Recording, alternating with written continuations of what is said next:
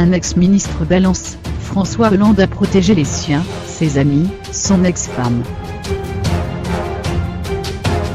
Dans un article paru ce 29 décembre dans Le Figaro, un ancien ministre de François Hollande raconte sa difficile reconversion.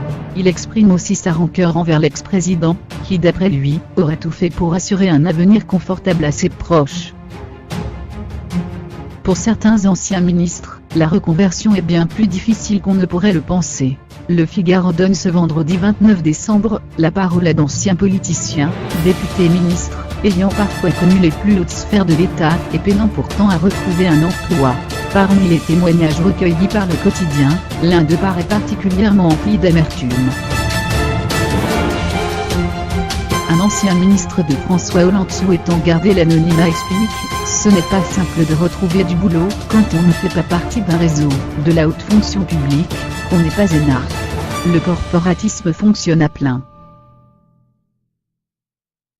Et ce grand déçu de la politique ne s'arrête pas là.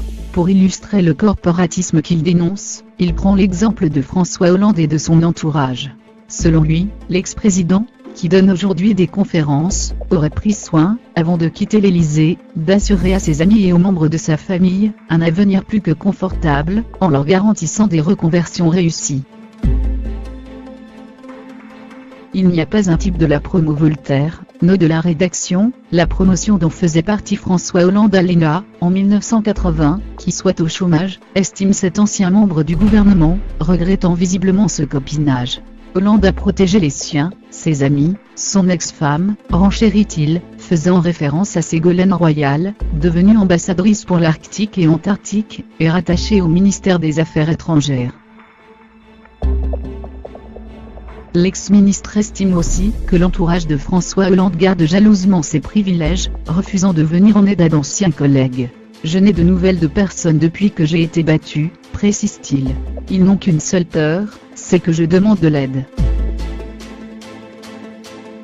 Je regarde ça avec beaucoup de recul et de colère. » Des propos qui ne manqueront pas de ternir encore un peu l'image de l'ancien président socialiste, déjà peu populaire.